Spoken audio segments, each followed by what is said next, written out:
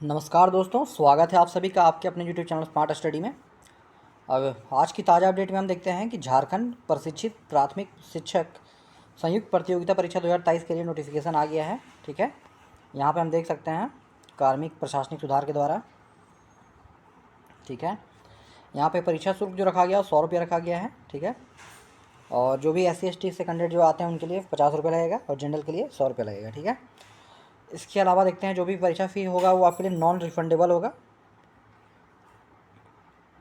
यहाँ पे कक्षा 1 से 5 तक के लिए दिया गया है, मतलब क्लास 1 to 5 के लिए दिया गया है। पारा शिक्षकों के लिए जिलावार आरक्षित पद है यहाँ पे। तो यहाँ पे सरायकेला खरसावां के लिए जो भी देखिए पद है, सेम यहाँ पे देखिए बाकी जिलों के लिए लातेहार के लिए है, गोड्डा के लिए है, बोकारो के लिए है, दुमका के लिए दिया हुआ है, गुमला के लिए है, फिर जामताड़ा के लिए है, रामगढ़ के लिए है, रांची, खूंटी है, पश्चिम सिंहभूम है, पूर्वी सिंहभूम है, चतरा है, पलामू है, कोडरमा है, हज़ारीबाग है, देवघर है, पाकुड़ है, साहिबगंज है, धनबाद है। मतलब लगभग सारे डिस्ट्रिक्ट को कवर किया गया है। ठीक है, लोहरदगा, गिरिडीह, सिमडेगा, गढ़वा, मतलब 24 जिला को उनके लिए निकाला गया है। ठीक है, यहाँ पे देखते हैं गैर पारा अभ्यर्थियों के लिए जिलावार आरक्षित पद। उससे पहले जो था वो पारा अभ्यर्थियों के लिए था, जो पारा टीचर में पहले से उनके लिए, लेकिन ये किन के लिए है, जो गैर है, जो भी पारा टीचर नहीं है उनके लिए है ये नियुक्ति। ठीक है, तो यहाँ पे देखिए आप, यहाँ पे भी सेम ऐसा ही है, यहाँ पे भी 24 जिलों के लिए होगा जैसे आपने ऊपर देखा है। तो यहाँ पे भी देखिए गढ़वा, मतलब 24 जिले यहाँ भी कवर किया गया है। यहाँ पे अगर हम बात करें तो स्नातक प्रशिक्षित सहायक आचार्य जो 6 to 8 क्लास के जो होंगे उनके लिए है। पारा शिक्षकों के लिए जिलावार आरक्षित पद।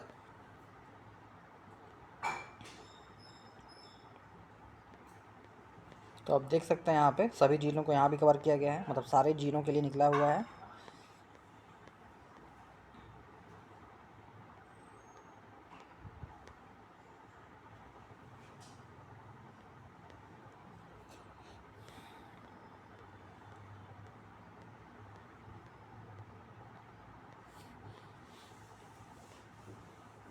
यहाँ पे है गैर पारा अभ्यर्थियों के लिए जिलावार आरक्षित पद। ठीक है, तो यहाँ पे देखिए उनके लिए आरक्षित जो पद दिया हुआ है।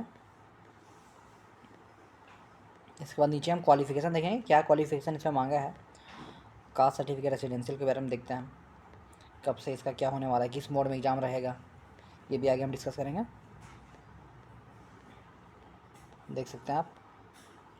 ठीक है,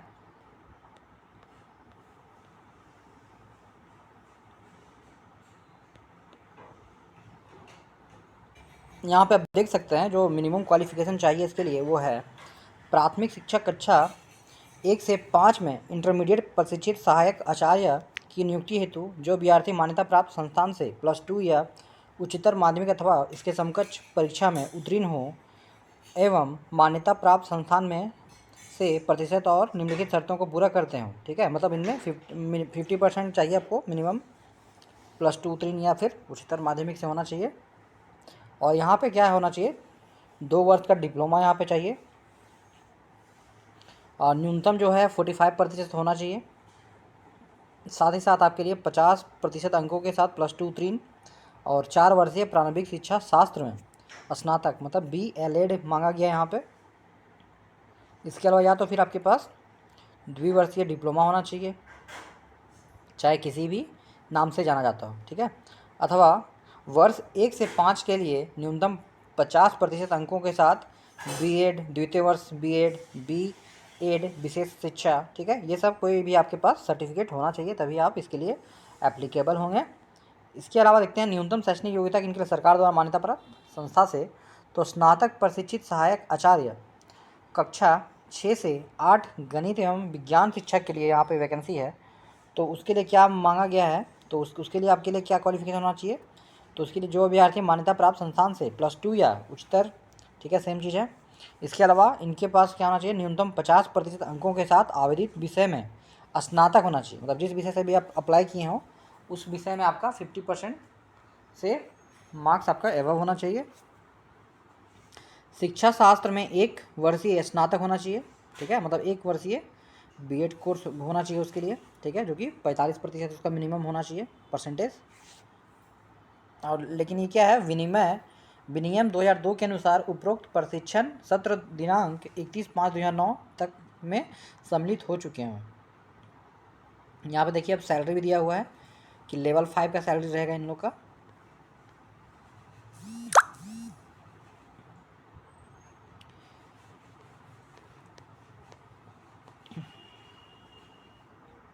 ठीक है, यहाँ पे है शैक्षणिक योग्यता के निर्धारण के लिए ऑनलाइन आवेदन देने की अंतिम तिथि को आधार मतलब रेफरेंस डेट माना जाएगा। ठीक है, मतलब उसी डेट से क्या माना जाएगा, आपका न्यूनतम शैक्षणिक योग्यता जो भी है उस डेट से पहले तक का ही माना जाएगा।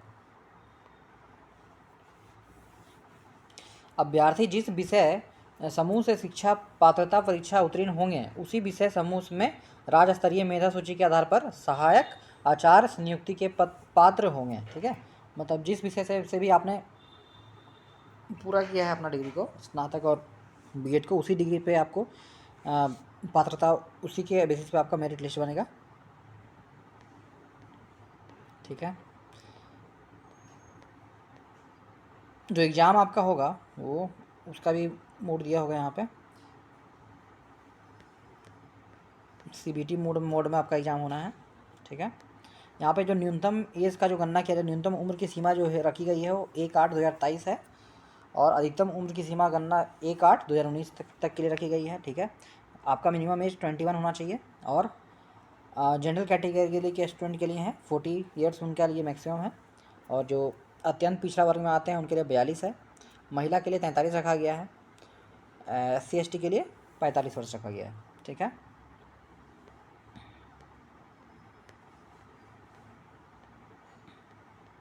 ठीक है, और जो भी PH के कैंडिडेट होंगे उनके लिए ये बोला गया है कि उनको अपना एडमिट कार्ड लगाना पड़ेगा, जो भी उनका बना हुआ है दिव्यांग सर्टिफिकेट। अगर आप आरक्षण का दावा करना चाहते हैं तो 19/7/2009 के पूर्व अंचलाधिकारी के स्तर से निर्गत स्थानीय निवासी प्रमाण पत्र मान्य नहीं होगा। ठीक है, मतलब 2019 से पहले का अगर आपका अंचलाधिकारी से अगर आपका बना हुआ है तो वो मान्य नहीं होगा। दिनांक 2/6/2016 के पूर्व किसी भी स्तर से निर्गत स्थानीय प्रमाण पत्र मान्य नहीं होगा, मतलब 2016 के पहले का नहीं चलेगा, उसके बाद का ही आपका ऑनलाइन होना चाहिए। और अगर 2019 तक का आपका बना हुआ है तो अंचलाधिकारी से ऊपर का होना चाहिए। ठीक है,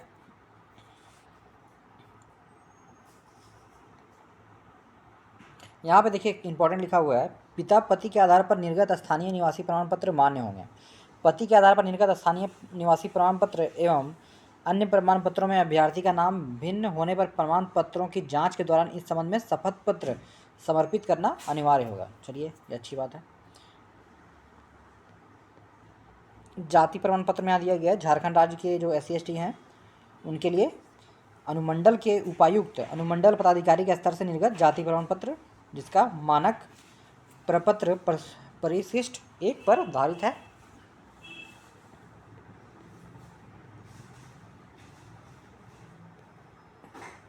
तो लगभग सारे पॉइंट हमने यहाँ कवर किए हैं। जो फॉर्म फिलअप होगा वो ऑनलाइन होगा। ठीक है, इसमें स्कैन करके आपको जो भी अपना डॉक्यूमेंट मांगा जाएगा, फ़ोटो है, अपना सिग्नेचर जो होगा, बाकी चीज़ें फिलअप करनी होगी। ठीक है, जो भी ऑनलाइन सबमिट होगा उसी वेबसाइट पे जाना पड़ेगा आपको, www.jsse.nic.in पे जाना पड़ेगा। Online application for JTPT CCE 2023 के लिए यहाँ पे जाकर आपको रजिस्ट्रेशन करना है। ठीक है, और जो भी आपको संशोधन करने का जो डेट दिया गया हो 13/9 से दिनांक 15/9 तक मध्य रात्रि तक आप कर सकते हैं। ठीक है, रजिस्ट्रेशन तथा सूचना दर्ज करने हेतु दिनांक 8 अगस्त से 7 सितंबर तक फॉर्म फिलअप किया जाएगा। परीक्षा शुल्क आप 9 सितंबर तक कर सकते हैं, इम्पॉर्टेंट है। ठीक है, इसको आप नोट कर लें, इस बीच में आपको फॉर्म फिलअप करना है। और फ़ोटो और हस्ताक्षर का अपलोड करने का डेट आपको दिया गया है 11 सितंबर तक कर सकते हैं आप। और इसके अलावा दिनांक 13 से 15 तक आप क्या कर सकते हैं, अगर किसी तरह का कोई त्रुटि हो गई हो तो उसको एडिट करने का ऑप्शन आपको 13 से 15 सितंबर तक दिया गया है। जो पेमेंट करना है आपको, परीक्षा शुल्क जमा करने के लिए submit to proceed payment click करना पड़ेगा, ठीक है। और उसमें पेमेंट मोड आपको दिया जाएगा, वहाँ से आप वहाँ पे अपना रजिस्ट्रेशन नंबर को फिल करके आप पेमेंट करेंगे। जो परीक्षा का जो स्वरूप होगा वो CBT मोड में होगा, मतलब कंप्यूटर बेस्ड टेस्ट होगा। यहाँ पे कोई ऑफलाइन एग्जाम नहीं होगा आपका, ठीक है, पेन और पेपर पे। अभ्यर्थियों के प्राप्तांक का नॉर्मलाइजेशन किया जाएगा, ठीक है। यहाँ आप ध्यान रखेंगे कि आपका मार्क्स का नॉर्मलाइजेशन होगा, और इसके बेसिस पे लास्ट में फिर आपका क्या होगा, मेधा सूची तैयार की जाएगी। परीक्षा एक चरण में ली जाएगी, मतलब एक ही चरण में एग्जाम होगा, मतलब एक ही दिन आपका एग्जाम होगा मुख्य परीक्षा। परीक्षा में सभी प्रश्न वस्तुनिष्ठ एवं बहुविकल्पीय उत्तर युक्त होंगे, ठीक है। मतलब MCQ टाइप होगा और सब्जेक्टिव होगा। गलत उत्तर के लिए अंकों की कटौती नहीं की जाएगी, ठीक है, मतलब कोई नेगेटिव मार्किंग आपको यहाँ नहीं है। यहाँ पे आप सिलेबस देख सकते हैं। यहाँ पे आपको कोई भी एक लैंग्वेज रखना पड़ेगा। कोटा है, हिंदी है, अंग्रेजी है, संथाली है, हो है, कुड़ुक है, खड़िया है, तो ये मुंडारी है। इतने सारे लैंग्वेज में कोई एक लैंग्वेज आपको यहाँ रखना पड़ेगा। और पत्र 2 में फिर यहाँ पे भी आपको फिर है कार्मिक प्रशासनिक सुधार एवं राजभाषा विभाग झारखंड रांची के द्वारा अधिसूचित भाषा, ये इनमें से कोई एक भाषा यहाँ पे भी आपको रखनी होगी, ठीक है। इसके अलावा है यहाँ पे आपको सामान्य ज्ञान एवं समसामयिकी से 50 प्रश्न पूछे जाएंगे। सामाजिक विज्ञान से मतलब सोशल साइंस से, ठीक है, यहाँ पे आपको 75 क्वेश्चन पूछे जाएंगे। इसके अलावा विज्ञान मतलब साइंस और मैथ से आपको 75 क्वेश्चन पूछे जाएंगे। मतलब टोटल आपको यहाँ पे है कि 300 अंकों का होगा, ठीक है। 300 प्लस लिखा है ना। चलिए, ये एग्ज़ाम देखिए आपको 3 घंटे का चलेगा, ठीक है। इसके अलावा आपको यहाँ पे देखा गया कि इस पत्र में, पत्र 1 में क्या है, आप ओनली क्वालिफाई करना है। इस पत्र में न्यूनतम 30% अंक लाना आपका अनिवार्य है। अगर इससे कम अंक आप लाते हैं तो आपका पेपर, जो मेन पेपर होगा, वो आपका चेक नहीं होगा, ठीक है। देखिए, सामान्य ज्ञान में आपको क्या क्या पढ़ना है वो दिया गया है यहाँ पे, जो कि प्रतिदिन की घटनाएं जो हैं। इसके अलावा झारखंड, भारत और पड़ोसी देशों के संबंध में, ठीक है। उसके अलावा आपको अंतर्राष्ट्रीय वैज्ञानिक प्रगति में क्या चल रहा है, राष्ट्रीय अंतर्राष्ट्रीय पुरस्कार, भारतीय भाषाएं, पुस्तक लिपि, राजधानी, मुद्रा, खेल खिलाड़ी, महत्वपूर्ण घटनाएं, भारत का इतिहास, संस्कृति, भूगोल, पर्यावरण, आर्थिक परिदृश्य, स्वतंत्रता आंदोलन, भारतीय कृषि, प्राकृतिक संसाधनों के प्रमुख विशेषताएं, एवं भारत का संविधान एवं राज्य व्यवस्था, देश की राजनीतिक प्रणाली, पंचायती राज, सामुदायिक विकास, पंचवर्षीय योजना, ये सारी चीज़ें आपको पढ़नी है, ठीक है। सामान्य विज्ञान में देखिए आपको क्या पढ़ना है, दिन प्रतिदिन के अवलोकन एवं अनुभव पर आधारित विज्ञान की सामान्य समझ एवं परिबोध से संबंधित प्रश्न होंगे। मतलब क्लास 10 तक लेवल का आपका क्वेश्चन यहाँ पर रहेगा विज्ञान में। सामान्य गणित में भी आपको वैसा ही है। यहाँ पे आपको लिखा गया है प्राथमिक बीज गणित, ज्योमिति, सामान्य त्रिलोकमिति, क्षेत्रमिति से संबंधित प्रश्न पूछे जाएंगे। इसमें मैट्रिक कक्षा स्तर के प्रश्न रहेंगे, ठीक है। तो यहाँ पर साफ साफ लिख दिया है। मानसिक क्षमता जांच में आपको क्या करना है, यहाँ पर आपको क्या क्या सिलेबस में दिया गया है, सादृश्य है, समानता एवं विभिन्नता है, स्थान कल्पना है, सामान्य समाधान है, विश्लेषण है, दृश्य स्मृति है, विभेद है, अवलोकन है, संबंध अवधारणा है, अंक गणितीय तर्क शक्ति है, अंक गणितीय संख्या श्रृंखला एवं कूट लेखन तथा कूट व्याख्या इत्यादि है, और कंप्यूटर का मूलभूत ज्ञान होना चाहिए, मतलब बेसिक नॉलेज होना चाहिए। जैसे आपको MS विंडो है, ऑपरेटिंग सिस्टम है, MS ऑफिस है, इंटरनेट है, इनका आपको बेसिक नॉलेज होना चाहिए, ठीक है। झारखंड राज्य से संबंधित प्रश्न पूछे जाएंगे। यहाँ का भूगोल क्या है, इतिहास क्या है, यहाँ का सभ्यता क्या है, संस्कृति क्या है, भाषा इतिहास क्या है, साहित्य क्या है, स्थान क्या है, कहाँ पे खान खनिज है, उद्योग है, कहाँ पे इंडस्ट्री लगी हुई है, राष्ट्रीय आंदोलन यहाँ पे किन्होंने कैसा अपना योगदान दिया है, कहाँ कहाँ आंदोलन हुए थे, ठीक है। यहाँ पे ये योजनाएं सरकार की क्या चल रही है, खेल खिलाड़ी के बारे में आपको पढ़ना है, व्यक्ति के बारे में आपको पढ़ना है कि यहाँ पे कौन कौन से इंपॉर्टेंट पर्सन हुए हैं, नागरिक की उपलब्धियाँ आपको पढ़नी है, राष्ट्रीय और अंतर्राष्ट्रीय महत्व के विषय इत्यादि भी आपको पढ़ने हैं, ठीक है। ठीक है। अब जो स्नातक प्रशिक्षित सहायक आचार्य के जो हैं उनके लिए देखिए सिलेबस दिया गया है, ये चीज़ें उनको पढ़नी है, ठीक है। तो एक बार मैं अपना डिस्क्रिप्शन में इसको मैं डाल दूंगा, इसका लिंक को वहाँ से डाउनलोड कर लीजिएगा और उसको फिर आप एक बार देख लीजिएगा अपना सिलेबस, ठीक है। यहाँ पे देखिए कि आपको मिनिमम क्या कितना रखना पड़ेगा। अगर EWS और जनरल से अगर आप आते हैं तो आपको 40% मार्क्स से आपका एबव होना चाहिए, जितना का भी आप एग्ज़ाम दे रहे हैं मेन पेपर का उसमें। वही अगर SC ST की बात करें तो उनका 32% से ऊपर से ही आपका मेधा सूची बनेगा, मतलब उससे ऊपर होना चाहिए। बाकी आपका मेरिट लिस्ट तो डिपेंड करता है कि कितना वैकेंसी है, उस बेसिस पे आपका बनेगा, ठीक है। लेकिन इतना आपको मिनिमम रखा गया थ्रेशोल्ड कि इतना से तो आपका एबव होना ही चाहिए, ठीक है। अत्यंत पिछड़ा वर्ग में जो है उनके लिए 34% है। पिछड़ा वर्ग अनुसूची 2 में जो आते हैं उनके लिए 36.5 है, और आदिम जनजातियों के लिए 30% है, ठीक है।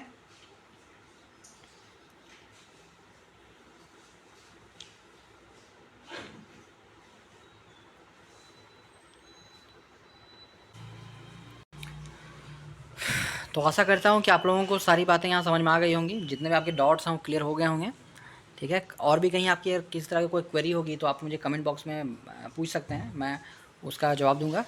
बाद बाकी आपने अभी तक हमारे चैनल को सब्सक्राइब नहीं किया तो चैनल को सब्सक्राइब कर लें और बेल आइकन को भी प्रेस कर लें, ताकि हमारे आगे आने वाली वीडियो की नोटिफिकेशन आप तक पहुँच सके। धन्यवाद। जौहर।